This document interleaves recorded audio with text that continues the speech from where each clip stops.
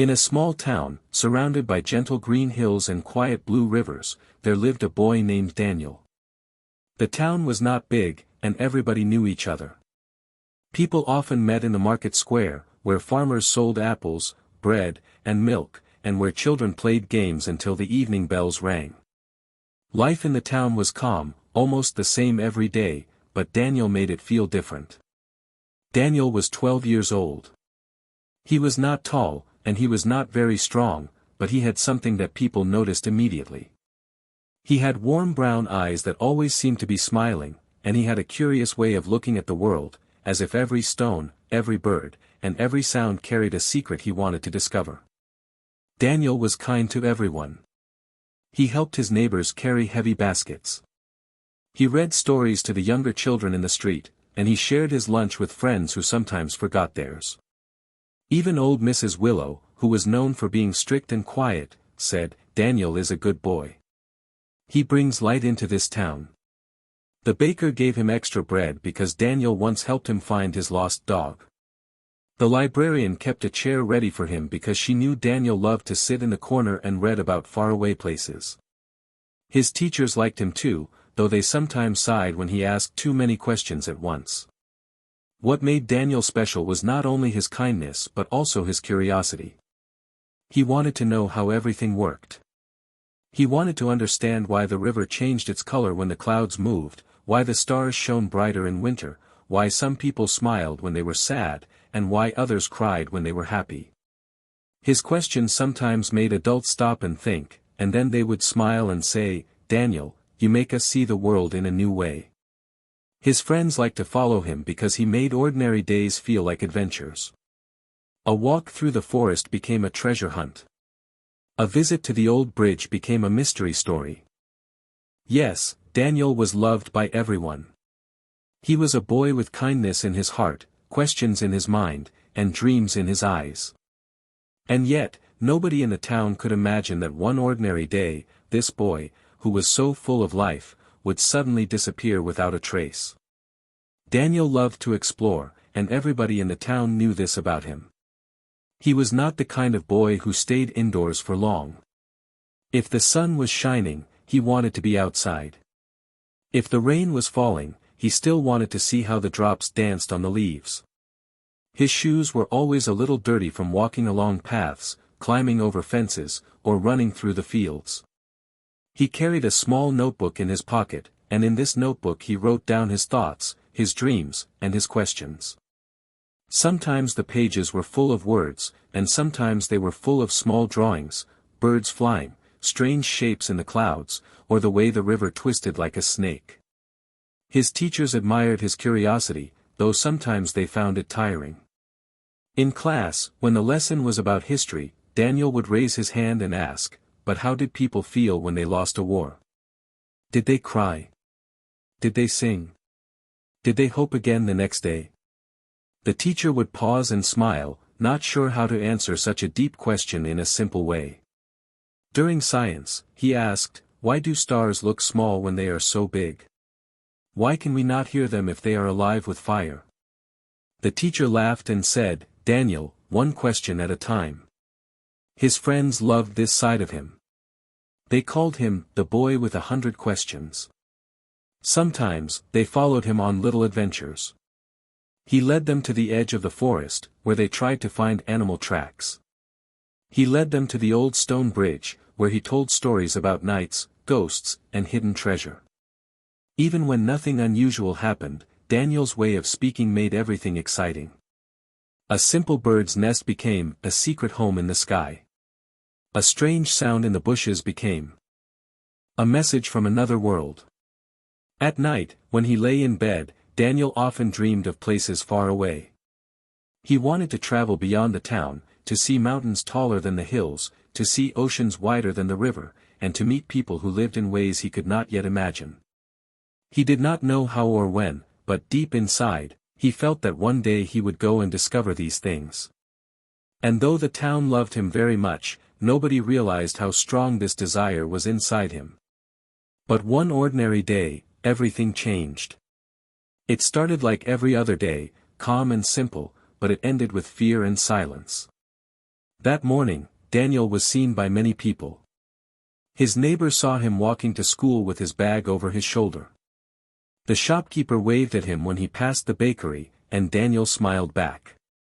At school, his friends played with him during the break. They remembered him laughing, running, and telling a joke about a cat and a hat. Nothing was strange. Nothing was wrong. He seemed happy, as always. But after school, no one saw him again. His friends waited near the gate, but Daniel did not come out. His teacher thought maybe he had already gone home. His mother thought maybe he was playing with his friends. His sister thought maybe he was reading in the library. At first, nobody worried.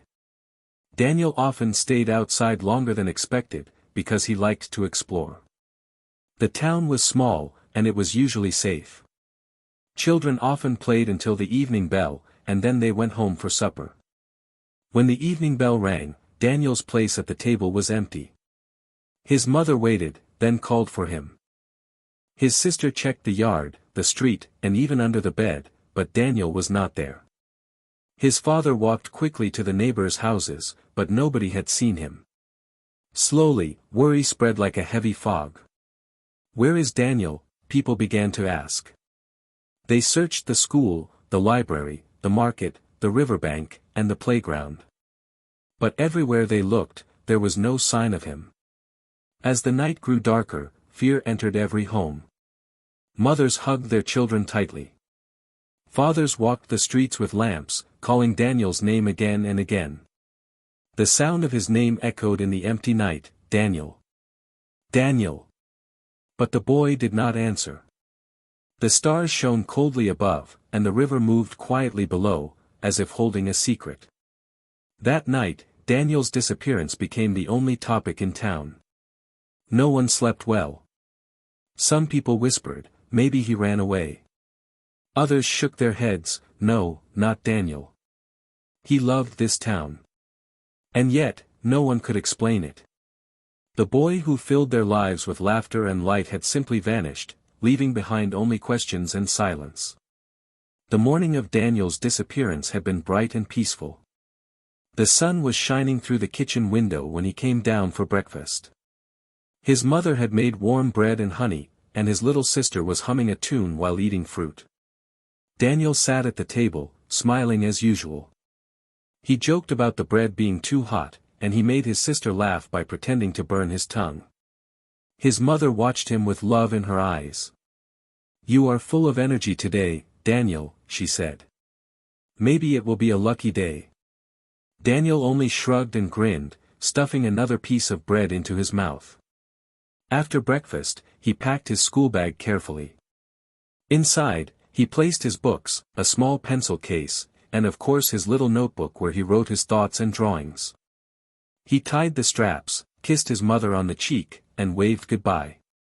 His sister ran after him to the door and shouted, "Don't forget to bring me a story from the library." Daniel turned, smiled, and said, "I will, I promise." Those were the last words his sister heard from him that day. On his way to school, several people saw him. The neighbor trimming his hedge said Daniel waved politely. The shopkeeper at the bakery remembered Daniel looking at the cakes in the window before hurrying on. At school, his classmates said he was cheerful, maybe even more cheerful than usual. He answered questions in class, he played football during the break, and he laughed loudly when his best friend, Liam, made a silly face. Nothing seemed unusual, nothing gave a warning. If anyone had looked closer, maybe they would have noticed that Daniel's notebook was always close to him, almost like a treasure he didn't want to lose. But at that time, no one thought much about it. When school ended, the bell rang, and children rushed outside as always. Friends ran home, some went to the shops, and others gathered to play. But Daniel did not appear at the gate. Some children thought he had gone out through another door. Others thought he had been called by a teacher. Nobody asked too many questions, because it was normal for Daniel to take his time. And so, slowly, the afternoon passed, and the boy who was always seen everywhere was suddenly seen by no one. By the time the evening bell rang, Daniel's family began to worry. In their house, it was tradition to eat supper together. His mother placed bowls of soup on the table and sliced bread on a wooden board. His sister sat down quickly, excited to tell Daniel about a story she had read in school. But when they looked around, Daniel's chair was empty. At first, his mother said calmly, "He will be here soon. He is probably playing with Liam or another friend." Boys often lose track of time. They began to eat, though slowly. The soup grew cold as they waited.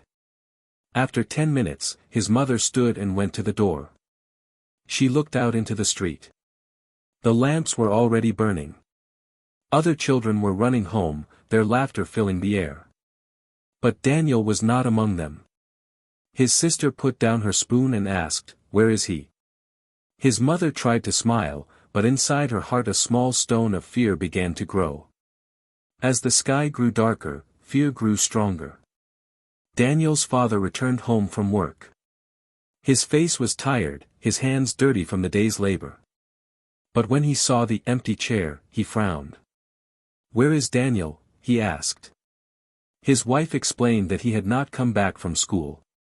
At first, the father was silent. Then he took a lantern from the shelf, lit it, and stepped outside. His deep voice called into the street, "Daniel! Daniel!" The sound echoed against the quiet houses. Neighbors opened their doors. Some shook their heads, saying they had not seen him since morning. Others came out to help. The father walked quickly down the main road, the lantern swinging in his hand. He checked the small park, the church steps, and the market square. Nothing. The silence of the town felt heavier than ever before. His mother, holding Daniel's little sister close, whispered to herself, "Please, let him be safe." By midnight, the whole town knew Daniel was missing. People who were already in bed came back outside with coats and lamps. They did not want to stay inside while a child was lost. Groups of neighbors formed and spread out like small armies of light in the darkness. Some searched the forest edge. Others went to the riverbank, calling his name again and again. A group went to the old playground, where Daniel often liked to sit and imagine adventures. But he was not there. At home, Daniel's sister could not sleep. She pressed her face against the window, hoping to see him running up the road. She held her doll so tightly that her fingers hurt. "Come back, Daniel," she whispered again and again. The town police arrived. They spoke seriously to Daniel's parents, asking many questions. What was he wearing? Who saw him last? Did he seem sad? The answers were all the same: he wore his school uniform. He was smiling. He was Daniel. Nothing seemed wrong. But still, he was gone. The next morning, the search became bigger. Posters with Daniel's face were made and put on walls, shops, and trees. People walked with pictures in their hands, asking strangers if they had seen the boy. The police organized groups to search more carefully. They checked the river with boats. They looked through the forest paths. They even climbed to the old windmill, where children sometimes played. Still, there was no sign. Rumors began to spread. Some people whispered that maybe Daniel had run away. He was always dreaming, one man said. Maybe he wanted more than this small town. Others shook their heads. No, they answered, Daniel loved his family. He would never leave them. The uncertainty made everyone nervous.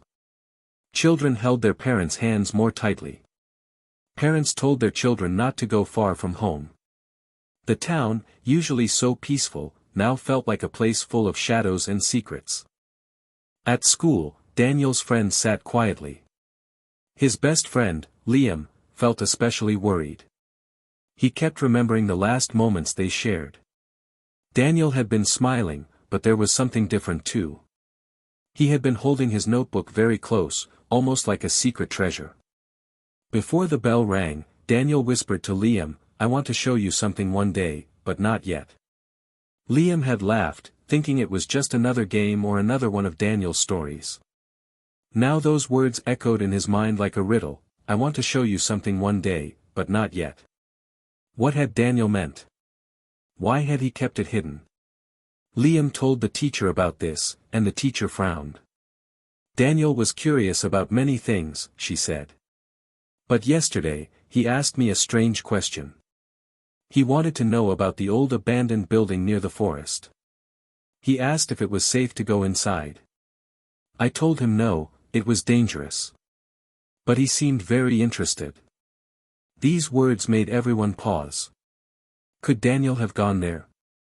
The abandoned building near the forest was a place children often whispered about. It was an old factory, empty for many years, with broken windows and a roof full of holes. Parents told their children never to go there, because it was unsafe.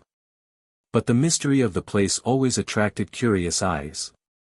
Now, hearing that Daniel had asked about it, people began to wonder. Some believed he might have gone there, chasing another one of his questions. Others said it was too dangerous, and no boy would dare go alone. The police decided to send a group to check. They searched the outside carefully. They looked at the broken doors and the dark rooms inside. They found no sign of Daniel. But Liam could not stop thinking about his words. I want to show you something. Was it about this place? Or was it about something else? The puzzle grew deeper. The town's fear grew stronger. And Daniel's silence felt heavier than ever. The next day, Daniel's friends gathered together after school. They were tired of waiting for answers. Liam, his closest friend, looked around at the group. There was Emma, who was brave and clever, there was Noah, who was quiet but observant, and there was Sophie, who always believed in Daniel's dreams. They sat under the old oak tree near the playground, whispering so the adults would not hear. The police are looking everywhere, Emma said, but they don't know Daniel like we do. If anyone can find him, it's us. Liam nodded. He still remembered Daniel's last words. He repeated them to his friends. He said, I want to show you something one day, but not yet. What if he meant a secret place? What if he's hiding there? Sophie's eyes widened. Maybe he's in trouble and can't come back, she whispered. The thought made them all shiver. But instead of fear, a small flame of determination grew. They decided they would search on their own, not recklessly, but carefully, like Daniel himself would have done. The four friends began by visiting places Daniel loved. First, they went to the library. The librarian, who liked Daniel very much, told them, he was here the day before he disappeared. He borrowed a book about inventors and another about great explorers. He looked excited. Then they went to the riverbank. They searched the rocks where Daniel sometimes sat to draw. They found a piece of paper hidden under a stone. It was a page from his notebook, with a small sketch of a shining light above a hill. At the bottom he had written only 3 words, find the answer. The children stared at the drawing. Emma said, he was planning something. Noah whispered, but what does it mean? They carefully folded the page and kept it. It was the first real clue they had. Next, they visited the abandoned building near the forest, even though it was a frightening place. The walls were covered with vines, and the windows looked like dark eyes. Birds flew out when they pushed open the rusty gate. Are you sure? Sophie asked nervously. What if he really came here? Liam took a deep breath. If he did, we must be brave. He would do the same for us. They stepped carefully inside. Dust covered the floor, and broken machines stood like silent giants. At first, they found nothing. But in a corner, they discovered a small pile of things, a half-empty bottle of water, a crumpled sandwich wrapper, and, most important, a notebook. Not Daniel's usual notebook, but an older one with loose pages. Inside were sketches of stars, maps, and strange machines. On one page, Daniel had written, "One day, I will build something that makes people believe in me." The children looked at each other in silence. It was becoming clear, Daniel had not run away. He was chasing a dream. The children decided to keep searching in secret. They did not want to worry their parents or the police until they knew more. Liam thought about Daniel's words again. He wanted to show us something. Maybe he's building something, or preparing something. Emma studied the notebook. "Look," she said, pointing to a page. "This map shows the forest. There's a mark on it, near the old watchtower." The watchtower was a tall, broken structure on a hill, half hidden by trees. Nobody went there anymore, because it was said to be haunted. But Daniel, curious and fearless, would not have been scared. The friends agreed they had to go there. Their hearts beat faster as they planned the secret journey. Sophie whispered, "What if we actually find him there?" Noah answered quietly, "Then we will bring him home." The following Saturday, the four friends set out early in the morning. They carried small bags with water, bread, and a flashlight. They did not tell anyone where they were going. The path to the watchtower was steep and covered with leaves. Birds called loudly as if warning them to turn back. Emma led the way, and Liam carried the notebook. When they finally reached the hill, they stopped. The tower stood tall but broken, with holes in its walls and ivy climbing up its sides. It looked both mysterious and dangerous. "Do you think he's really here?" Sophie asked. Liam held up the notebook. "The map says yes." They entered slowly, their footsteps echoing. Inside, they found signs, a blanket on the floor, empty food wrappers, and on the wall, drawn with chalk, was a star. Under the star was Daniel's handwriting, "Keep going. Don't give up." Their hearts filled with both fear and hope. They climbed the narrow stairs of the tower, which creaked under their feet. The higher they went, the more nervous they felt. At the top, they found a small room with broken windows. In the corner lay Daniel's school bag. It was dusty but clearly his. Inside, there were books, pencils, and more sketches. One sketch showed a machine with wings, like a bird but built from wood and cloth. He was trying to build something that could fly, Noah whispered in awe. He wanted to prove he could do it. Emma looked around the room. But where is he now? Suddenly, Sophie pointed to a small note under a stone. It read, "If you are reading this, I am not lost. I am searching for courage. Wait for me." The children felt tears in their eyes. Daniel was alive.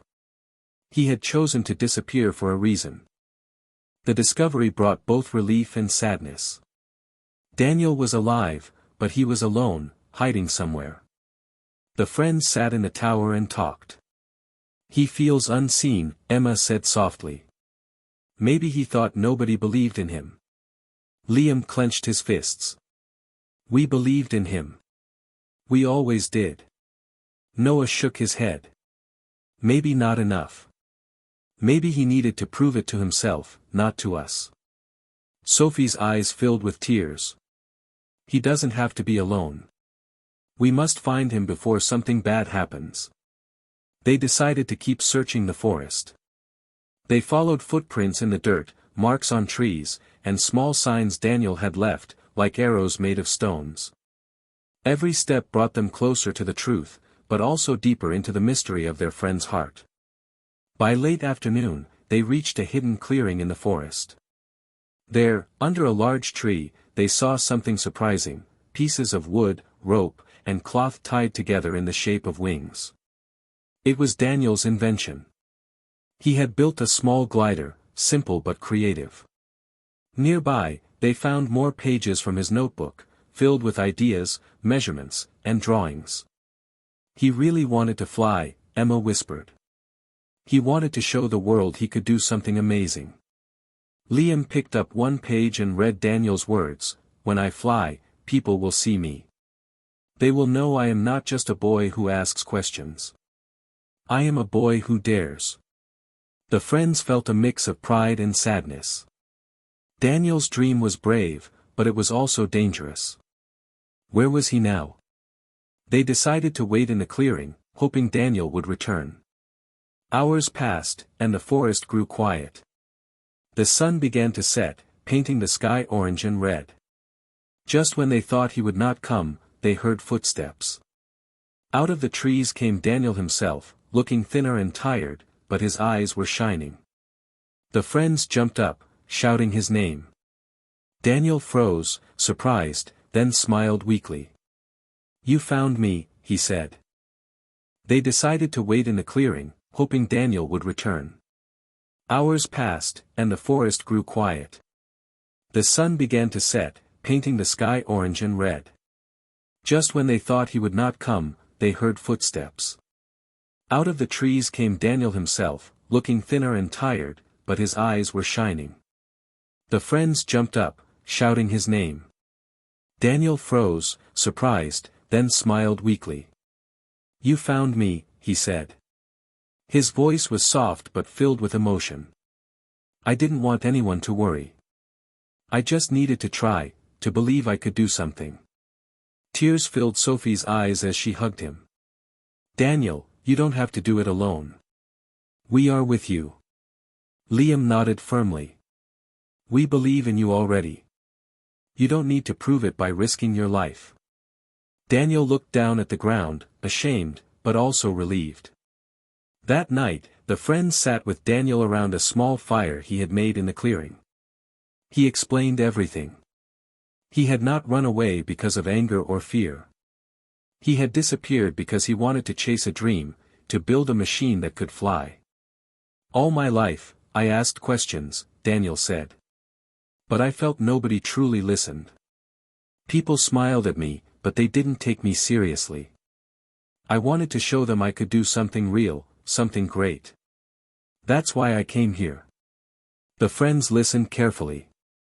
Emma said gently, "Daniel, sometimes people don't show it, but they do care. You are important to this town. We were all worried, because we love you. Dreams are good, but you should never hide them. Share them, and maybe others will help you." Daniel looked into the fire, and for the first time, he felt the warmth of understanding. He realized that disappearing had caused pain, but it had also brought his friends closer to his heart. The next morning, Daniel's friends decided it was time to bring him home. He wanted to resist at first. His eyes were bright but tired, and he shook his head. "If I go back now, people will laugh at me. They'll say I'm just a silly boy with silly dreams." Liam placed a hand firmly on his shoulder. "No. They will be happy you are safe. And they will see that you are brave, even if your machine cannot fly. You already proved your courage by daring to try." Sophie nodded, adding softly, "And you don't have to prove anything alone. Dreams are lighter when friends carry them with you." Daniel looked at them in silence, then finally smiled. For the first time in days, his smile was full of relief. He whispered, "All right. Let's go home." Walking back to the town felt strange for Daniel. The path seemed longer than when he had left, and every step reminded him of the people who must have been searching for him. He carried his notebook close to his chest. His friends walked around him protectively, as if they were guarding something precious. When they reached the first houses, villagers saw them and gasped. "Daniel," voices cried. Soon, people ran to the road. Mothers held their children closer, fathers took off their hats in respect, and neighbors began to clap with joy. Daniel lowered his eyes, ashamed, but Emma lifted his chin and whispered, "Look. They're not angry. They're relieved. They love you." Daniel's mother ran forward, tears streaming down her face, and wrapped her arms around her son so tightly that he could hardly breathe. His father's strong hands rested on his back. For a moment, nobody spoke. The family was whole again. When the police and villagers asked what had happened, Daniel took a deep breath. He stood in the market square, with his friends beside him, and explained. His voice shook at first, but then it grew stronger. He told them he had not been kidnapped, nor had he run away out of anger. He had left to follow a dream, to build something that could fly, to prove that he was more than just a boy with questions. At first, the crowd was silent. Then, slowly, people began to nod. An old man said, "We were worried, Daniel, but now we see your courage." A young mother added, "Sometimes children carry big dreams inside, and we forget to listen." Daniel felt his cheeks grow warm, but for the first time he believed people understood him. That evening, the town gathered in the square for a meeting. Daniel sat in the center with his family and friends. The mayor stood and spoke kindly. "Daniel, you frightened us, but you also reminded us of something important. Children's voices matter. Their dreams matter. We must listen more carefully, not only with our ears but also with our hearts." The crowd agreed, clapping softly. Daniel looked around at the many faces that had been filled with fear only days ago but now glowed with relief. He realized that sometimes, silence hides pain, but sometimes it also hides hope. And hope, when shared, could heal. He promised aloud, "I will not disappear again. If I have a dream, I will share it. And maybe, together, we can make it real." The following week, Daniel returned to school. His friends walked proudly beside him. The teachers greeted him with warm smiles. Even children who had once teased him now came closer, curious about his adventure. At first, Daniel felt shy. But when Liam whispered, "Tell them about the flying machine," Daniel laughed and opened his notebook. He showed them the sketches, the maps, and the ideas he had written down.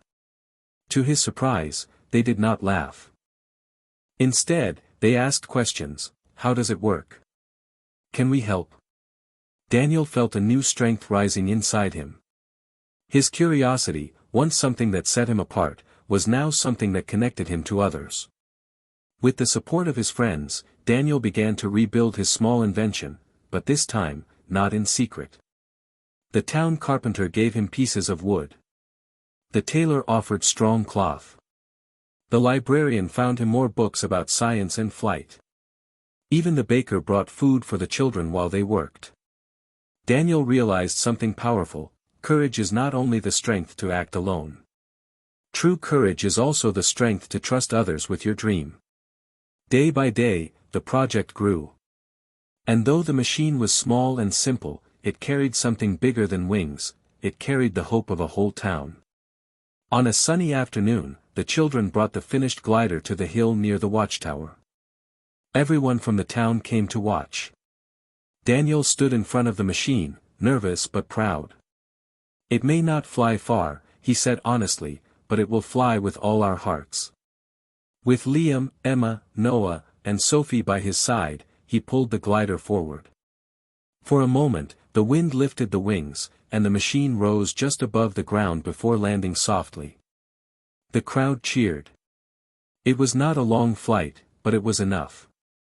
Enough to prove that Daniel's dream was real, and enough to show that courage and friendship could turn questions into answers.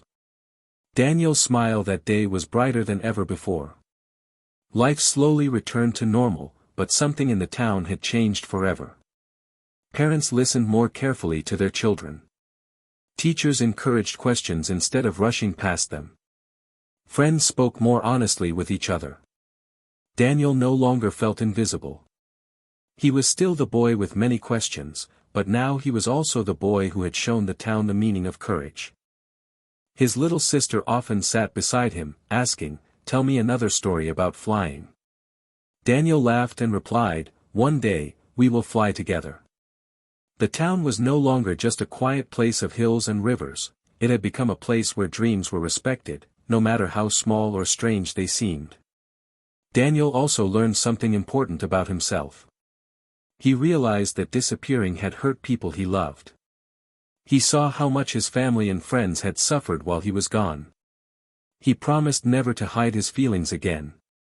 Instead of keeping his fears silent, he decided to share them. Instead of carrying heavy questions alone, he would let others help him search for answers. "I thought courage meant being alone," he told Liam one evening, "but now I know it means standing with others." Liam smiled and answered, "And will always stand with you." Their friendship, once strong, was now unbreakable. And so, the mystery of the boy who disappeared became more than just a story of fear and worry. It became a story of courage, friendship, and hope. Daniel's vanishing had shaken the town, but his return had healed it. Everyone learned that sometimes silence hides pain, and sometimes disappearance hides dreams. But if we listen, if we care, if we stand together, no one has to face their fears alone. Daniel's story became a lesson for all: never give up on those you love, and never give up on yourself. For every question, there is an answer. For every dream, there is a chance. And for every lost child, there can be a way home.